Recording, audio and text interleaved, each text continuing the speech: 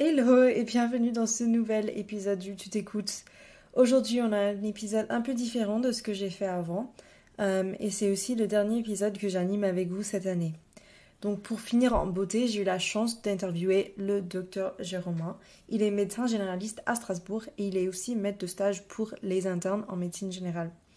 Il a fait ses études à Montpellier et dans cet échange, il revient avec sincérité sur son parcours depuis la première année jusqu'à aujourd'hui.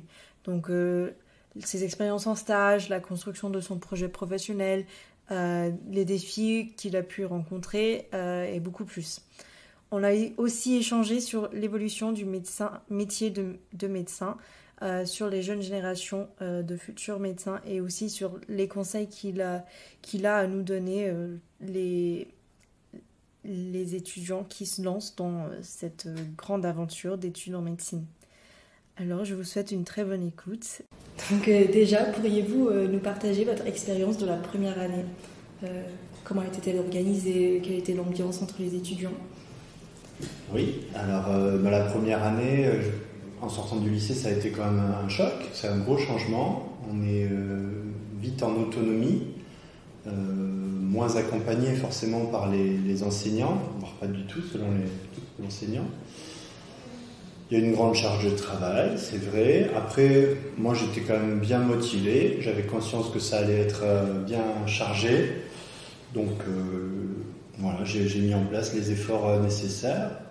Beaucoup d'organisation, beaucoup d'optimisation du planning, avec effectivement, ce dont je me souviens plutôt avec joie, c'était d'avoir pu rencontrer d'autres personnes dans mon cas. Et puis, j'avais déjà, oui, on avait le tutorat, c'était les débuts des tutorats à Montpellier. Et donc, ça permettait de se retrouver à côté d'autres étudiants qui avaient les mêmes difficultés. Donc ça va, j'ai pas trop souffert de la compétition, vite des amis. C'était bien, c'était une compétition plutôt amicale. On testait, on cherchait les lacunes l'un de l'autre, ça permettait de compléter le travail. Donc ça, c'était bien. Les cours étaient en présentiel à l'époque, et donc il y avait une ambiance particulière. Il y avait des insultes des professeurs, on se jetait des projectiles assez souvent. Le premier jour, j'ai reçu une saucisse dans le dos, je me souviens. Entre les primants et les doublants, parce qu'avant, je ne sais pas si c'est le cas, mais on redoublait de manière assez fréquente, on redoublait sa première année, ce qui avait été mon cas. Et il y avait un peu de bizutage comme ça, bon, qui était bien, c'était pas méchant. Voilà. Donc une année très très intense, forcément. On a fait quasiment que ça. Mais beaucoup d'apprentissage intéressant. Les sujets, c'était quand même ce que j'attendais. C'était très varié. Il y avait de la SHS, donc sciences humaines et sociales. Ça, c'était vraiment une ouverture pour réfléchir un peu à ce qu'on allait faire. Et puis des sujets plus tête dans le guidon, type physique, biologie moléculaire, biochimie. Mais c'était bien. Et l'anatomie, c'était presque artistique, puisqu'on dessinait beaucoup, donc ça c'était chouette. Ça ressemble beaucoup à ma première année, finalement. Ouais. Oui, sans le redoublage. Parce que là, c'est plus possible de redoubler. On passe maintenant en L2 ou voire L3 pour rentrer dans sa filière MMOPK. Ouais. Donc, ça change un peu, mais en général, je pense que ça reste un peu... Il y a des traditions qui continuent. Et du coup, vous avez dit qu'il y avait déjà des tutorats. Qu'est-ce qu'ils offraient comme ressources pour vous à l'époque? Alors, à l'époque, c'était assez facile, c'était en 2005-2006. Donc, il y avait déjà une très bonne organisation. La faculté dans laquelle j'étais faisait partie des premières à vraiment organiser ça avec les enseignants qui posaient les questions au concours. Donc c'était un plus, puisque quand on faisait des examens blancs avec le tutorat, c'était des examens qui avaient été supervisés par les enseignants qui allaient poser les questions au concours. Donc ça, c'était chouette. Il y avait toutes les matières. Et donc les tuteurs étaient des deuxième années ou des troisième années. C'était vraiment convivial. C'était bien. Hein, j'avais l'expérience à la fois un peu de prépa et aussi du tutorat. Et puis au fur et à mesure, ça a été le tutorat exclusivement. Et j'ai été moi-même après tuteur aussi. Donc vous avez fait un peu d'associatif. Comment avez-vous fait pour gérer tout ça à côté des études de médecine quand vous êtes rentré? C'était pas très lourd. C'est vrai que la deuxième année, on a réussi à acquérir un rythme et une intensité de travail qui était pour moi suffisante pour valider toutes les années qui ont suivi. Donc en travaillant quand même moins qu'en première année, hein, je veux dire, en deuxième année c'était plus cool. Donc j'avais un peu de temps pour préparer des QCM, de biochimie, c'était ma matière. Voilà. Et aussi on avait des polycopiés, donc on avait des livres qui étaient disponibles à la fac via le tutorat, qui étaient en fait les cours exacts des professeurs avec les petites annotations des professeurs aussi dans les livres. Donc on les fabriquait nous-mêmes. Et moi en deuxième année j'avais fait ça, j'avais fait un polycopier d'anatomie avec toute une équipe, hein, pas tout seul bien sûr, mais voilà, ça permettait d'avoir exactement les cours, les dernières versions, ce qui était le plus utile pour les concours en fait. Voilà. C'est bien. C'est un projet qu'on a pour l'année prochaine, faire des carnets d'anatomie. Ok. Mais, c'est clair que si les profs qui posent les questions s'impliquent dans le tutorat, le tutorat il prend une valeur très importante tout de suite, en plus de ce qu'il sait déjà. Moi j'ai été impliqué simplement en faire des équipes, aller voir les professeurs et faire des QCM les plus précis possibles par rapport au concours. Voilà, c'était à peu près tout, mais bien sûr j'ai repris des amis que j'avais déjà avant, on s'est mis ensemble là-dedans et ça m'a fait que prolonger l'amitié qu'on avait commencé en première année, c'était chouette. Et c'est des gens que je connais encore, qui se sont installés dans leur travail maintenant dans d'autres régions. Comme moi d'ailleurs, je suis parti de la région initiale. Mais on est toujours en contact, forcément. Et comment s'est passée du coup la transition entre la première année concours, comme vous avez dit, avec la charge de travail, et la deuxième année où vous avez dit que ça allait un peu mieux? Oui, c'est ça, c'est qu'au niveau du travail, il y a moins la pression d'avoir un score le plus important. Donc on va pouvoir quand même revenir à apprécier plus le contenu des cours, se poser des questions, quand ça nous plaît, on peut aller plus loin. Voilà, la sémiologie par exemple, je ne sais pas si c'est en deuxième année, mais on va prendre un peu plus le temps de faire comme ça nous plaît, toujours en gardant les objectifs, il faut passer un examen, mais finalement ça se passe assez bien si on reste régulier quand même. On mémorisera mieux que si on travaille tout juste avant l'examen, même si on fait comme on peut là-dessus.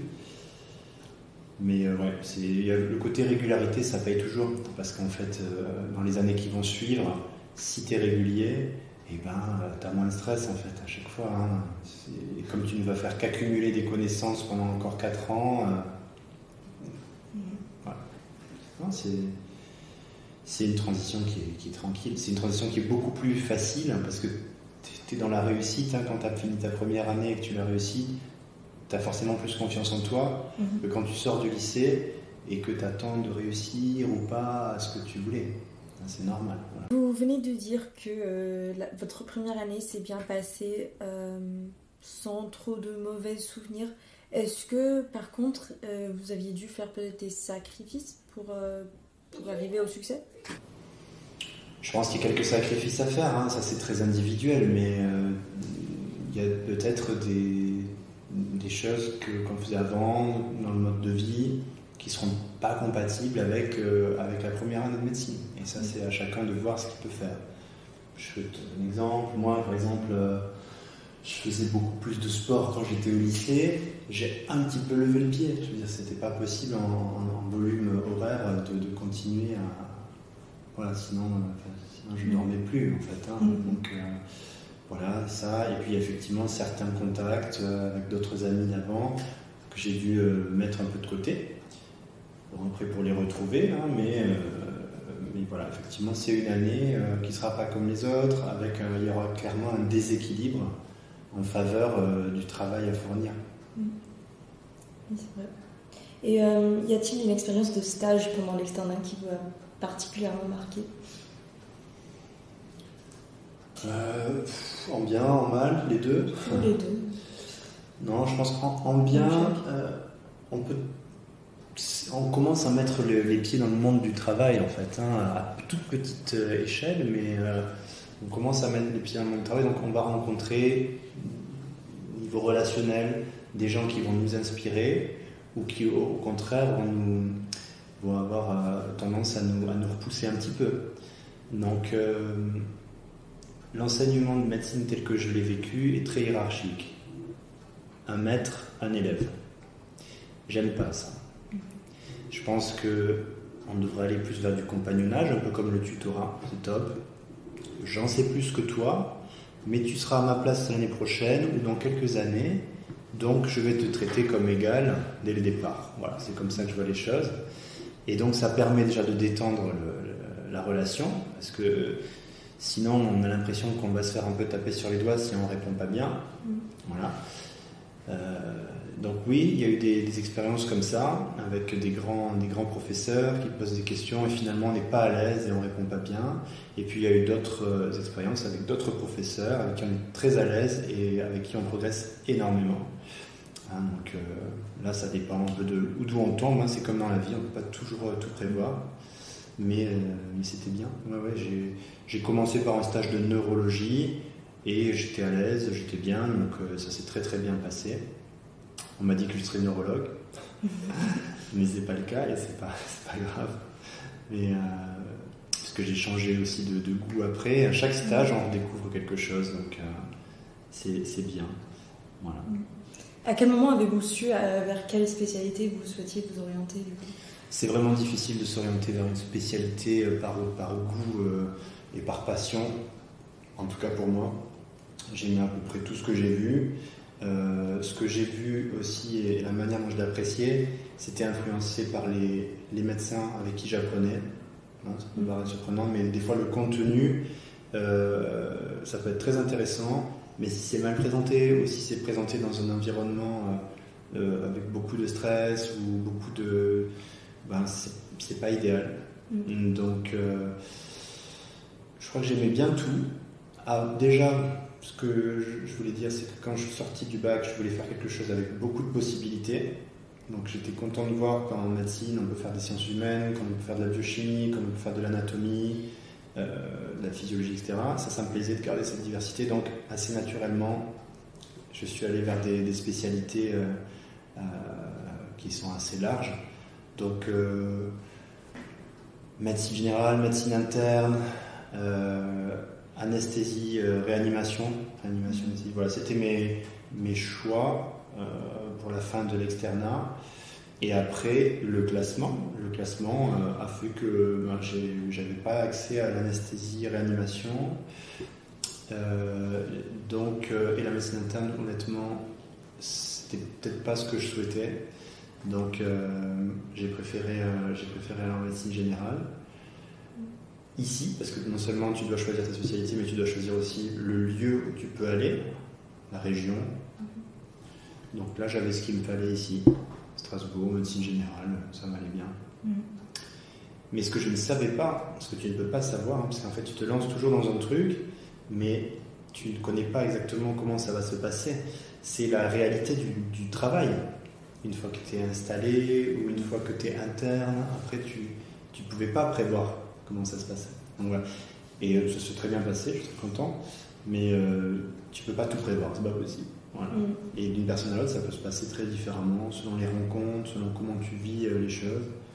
Voilà. La médecine générale, en pratique libérale, c'est bien, c'est toujours très varié, on peut choisir de s'impliquer beaucoup ou peu, selon qui on est, ce qu'on a envie de faire à côté. Et ça me va. On peut être beaucoup payé ou un peu moins. Tout ça, voilà, c'est assez malléable, c'est bien d'avoir cette liberté dans le travail. C'est pas tous les domaines comme ça.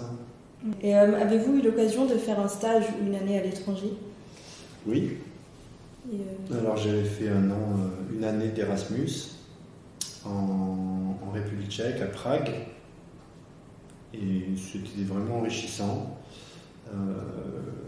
J'avais besoin de sortir du cadre de mes études à Montpellier, à l'université française, avec vraiment, comme je te disais, une grande hiérarchie, maître, élève. Et c'était bien parce qu'on s'est retrouvés dans des plus petites classes. C'était dans une langue étrangère, mais c'était en anglais, hein, c'était une faculté internationale.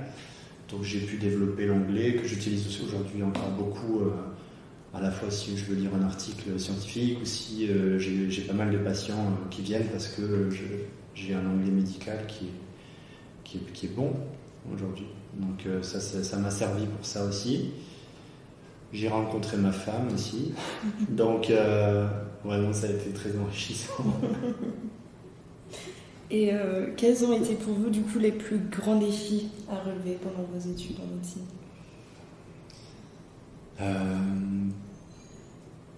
Je crois qu'en première année, déjà, c'est de ne pas me désespérer des premiers échecs.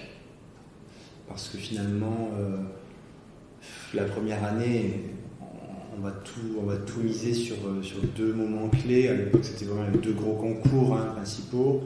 Donc c'est clair que si tu rates le premier, tu peux t'arrêter tout de suite, ou te dire que c'est foutu. Mais plutôt de m'être dit, bon, j'ai repris mes échecs, j'ai vu où ça avait... J'ai plutôt analysé la défaite et construit dessus. Et ça a payé, ouais, c'est clair. Ça, c'est un moment important. Et après, oui, les difficultés, c'est la longueur des études. Hein. C'est long, hein, on le sait. Ça se termine au bout de 10 ans, quoi, au mieux. Ça peut durer plus longtemps selon les spécialités choisies. Mais ouais, ce fait d'être toujours quand même en situation... au bout d'un moment, on a vraiment envie de s'en occuper soi-même, quoi, de faire tout, d'être en responsabilité. Mais ça prend effectivement un certain temps. Ouais. Donc là, oui, la longueur des études médicales, c'est quand même... il faut être endurant, on va dire. Ouais. Il faut persévérer. C'est ça. On entend parfois des remarques sur les jeunes générations de médecins, un peu comme vous, comme quoi elles seraient différentes de celles d'avant. Est-ce que c'est quelque chose que vous avez ressenti et comment percevez-vous l'évolution du métier à travers votre parcours? Ouais, forcément. Moi, je te parlais de la relation maître-élève. Elle a structuré l'apprentissage et les études médicales, et elle le fait encore un peu. C'est quelque chose que j'ai eu du mal à vivre, et très vite ça posait souci parce que j'estimais qu'il faut qu'on s'apprenne comme de futurs collègues, il faut qu'on s'apprenne les choses entre nous parce que maintenant on sait très bien qu'il n'y a pas de sous-spécialité, il n'y a que des spécialités. Un psychiatre ne peut pas savoir ce que c'est un cardiologue, mais ils peuvent discuter entre eux et comprendre que pour le cardiologue, son patient il a mal à la poitrine parce qu'en fait il est angoissé, et que le psychiatre comprendre que l'autre patient il avait mal à la poitrine parce qu'il a vraiment un problème coronarien. Voilà. Donc il faut communiquer, hein, ce n'est que dans le bénéfice des patients, hein, de toute façon. Ouais, je crois qu'il faut s'aider, il faut garder cette communication mais tout le long entre élèves, et puis entre collègues, entre docteurs, entre professeurs. Il faut continuer à discuter entre nous. C'est vraiment dans l'intérêt des patients et c'est satisfaisant à titre personnel. On est beaucoup plus satisfait quand on sait que notre patient il a compris ce qu'il avait, que l'autre médecin il l'a accueilli avec bienveillance. C'est pour ça qu'on fait ça en fait, hein, pour une raison tout à fait humaine. Hein. Et pour terminer, quel est le meilleur conseil qu'on vous ait donné au cours de votre parcours, ou qu'est-ce que vous souhaitiez que les futurs étudiants en médecine sachent que vous auriez souhaité savoir avant de commencer? Le conseil, c'est on va travailler beaucoup au début de notre vie. Après, quand on sera diplômé, quand on aura tous les diplômes qu'on voulait, on pourra décider de travailler plus ou moins. Mais on va travailler beaucoup les 10 premières années, c'est sûr. Il ne faut pas se décourager. Ça peut vouloir dire aussi qu'il y a des périodes où on va travailler moins que d'autres. et c'est normal, on va réussir moins que d'autres. Ça va être très enrichissant, c'est certain. On va apprendre beaucoup de choses, on va rencontrer beaucoup de gens, on va avoir beaucoup de souffrances, mais on va avoir aussi beaucoup de joie. Donc, je pense qu'il n'y a pas d'autres métiers comme celui de médecin. Et en même temps, il y a tellement de métiers de médecins différents. On peut, si on veut, on peut rester à travailler toute sa vie dans un laboratoire et regarder des lames d'histologie. Et ça peut être passionnant parce qu'il y a plein de découvertes là-dessus. C'est très riche, ça apporte énormément pour les diagnostics et les patients. Ou alors on peut écouter les gens parler toute la journée comme un psychiatre. Ou alors on peut opérer uniquement les artères coronaires avec la radiographie, ou faire des choses très précises. Dans tous les cas, on va aider. Il y a tellement de façons de le faire. Il y a aussi des historiens de la médecine, des docteurs qui vont faire... ça sera mixte. Chacun peut choisir de faire une chose ou plusieurs choses. Ça sera possible quand même, on peut alterner. On va tous trouver les chaussures à nos pieds. Ça, c'est sûr. Ouais. Merci. Et voilà, on est arrivé au bout de l'interview. J'espère que cet échange avec le Dr Jérôme vous a apporté à la fois des réponses, des pistes de réflexion et peut-être même un peu de réconfort dans votre propre parcours. Je sais que, personnellement, beaucoup de choses ont résonné en moi. N'ayez pas peur non plus de vous immerger davantage dans le monde médical si c'est quelque chose qui vous attire. Rien n'est plus précieux qu'une expérience vécue et c'est souvent ce qui éclaire vraiment nos choix. Et surtout, vraiment pour terminer, n'oubliez pas que vous n'êtes pas seul, qu'il y a des ressources, des soutiens, des personnes prêtes à vous accompagner. Donc je vous souhaite du courage, de la confiance et du succès dans tout ce que vous entreprenez dans le futur. Merci pour votre écoute. Et pour une dernière fois, bye!